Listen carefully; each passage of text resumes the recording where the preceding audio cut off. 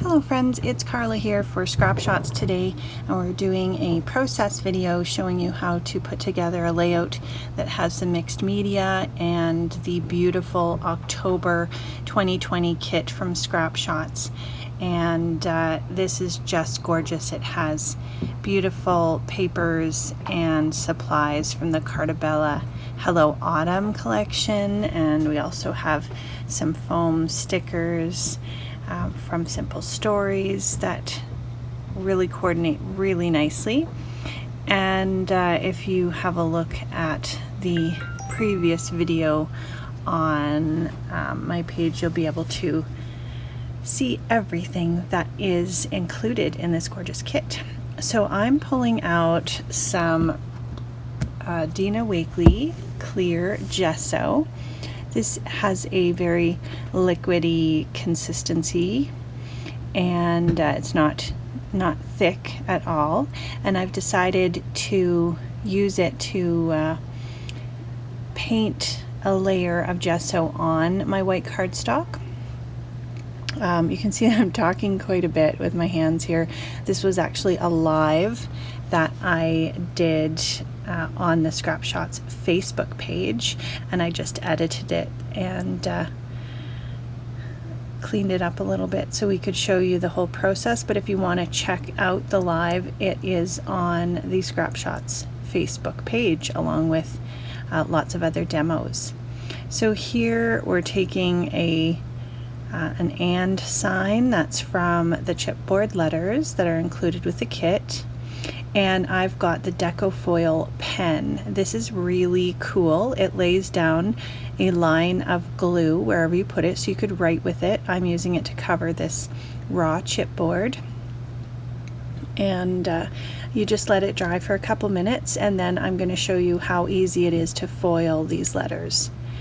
And I've got some Distress Oxide sprays. You want to shake those back and forth. And we've got Wild Honey, Crackling Campfire, and Twisted Citron. So I'm just spraying a little bit on the craft mat, and then I usually just wipe my nozzle just to make sure I don't have anything that gets clogged. And then I'm going to use the paintbrush and a little bit of water in a spray bottle just to add some color to the right side. So I added that clear gesso that we saw to the whole right side of the layout, because on the left side I'm going to add paper and I didn't need it on that part. It just helps the paint and the water to not soak in so much to the paper, and lets you have some time to move it around. You can see how nicely that moves when I add the water, and I love these colors with that fall paper. So you know, if you wanted it lighter at this point, you could take a paper towel and dab some of that off, or you can just let it dry. So then I'm going to just add a little bit more water around the edges and just get that moving a little bit. I still want the colors to be somewhat separate, but I do want them to mix a little bit, and the oxide sprays react so nicely with water. So I definitely wanted to add a little bit of water to kind of get them moving. This is the fourth layout that I've created with this kit, and I still have so much for supplies left in the kit. It's really just a beautiful kit, and there's lots and lots of paper to use. So this white cardstock is actually Cricut cardstock from my own stash, but the kit does come with some coordinating colors of cardstock. Then I pull out my heat gun and I just give it a little dry. You could just set it to dry if you're at home. And I cut a strip of this paper with the pie, and I was so excited to see this paper because I had the pictures of my girls eating some pumpkin tarts, and I just wanted to use this paper with it. So I edged the edge with that Crackling Campfire. That was the Distress Oxide that was new the last time, and actually Tim Holtz is coming out with his new color on this week, and Scrap Shotz will be able to order that in if you're looking for it. And then I'm just using the brown and then back to the orange to edge those other strips, just to give them a little bit of shading around the edge. And just laying these down. I love the colors of this paper and the patterns. Those little X's on the paper are really cute. Then I have the green cardstock that came with the kit, and I just backed one of my 4x6 photos. And here I've got a journaling card that I cut from a cut apart page in the paper pack that's in the kit. And I'm using that Deco Foil pen and just kind of pulling it along the edge so that I get a nice clean edge. And I'm going to add some foil to this as well. So you can see just by kind of placing it right on the edge, you get just a really nice look. This is great for so many different applications. And I'm gluing my photos on, and I'm using the Art Institute glitter glue. This is what I use for all my cards and layouts. I find that it works really well for paper. You get a little bit of time to move things around if you need to, and it also holds sequins or any kind of embellishments on. We've got the spring green Deco Foil, and you get a lot of foil in this. Now I've used these sheets already, but you get 5 6 by 12 inch sheets, so that's going to do a lot. So I've left that card to dry for about 2 or 3 minutes, and then I'm just cutting a piece to fit over, and I'm going to be able to save the foil from the inside and use that for another project.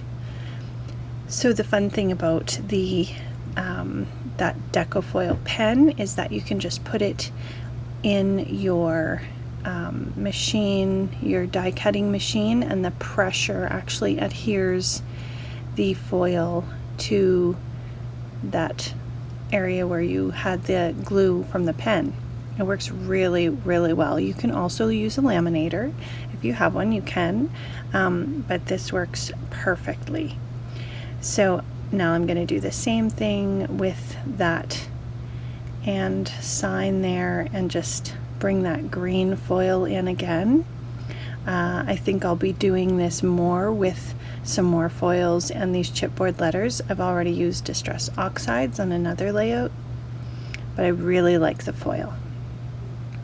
So I'm layering that journaling card, and then I really liked this little pumpkin spice image that I cut out from a piece of the pattern paper, and so I placed that on kind of as a frame.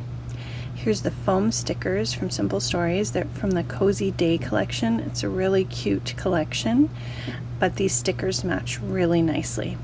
So just by cutting out the clear backing from the sticker, I was able to get an idea of where I wanted to place them and kind of move them around different places without taking them off of the backing and sticking them down before I really knew where I wanted to put them.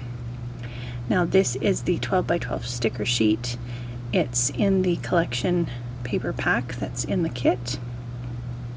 And I'm just pulling out some cardstock stickers, and then I really like the idea of layering some different elements together for my title. So it's going to be Gather Together and Eat Pie, which I thought was really cute. We had made pumpkin pie tarts. My girls are both lactose intolerant, and so eating pumpkin pie is a little difficult for pre-made, but I definitely buy the pie crust because I realized that making pie crust is not my forte. But the inside turned out really, really great. And I grabbed a frame from that sticker sheet, and then I cut one of the pies out from the pattern paper and just kind of placed it in the frame. I really loved these two pie pieces. This one here, the slice, is from the foam stickers, and then the cardstock or the chipboard one, is from the chipboard sheet.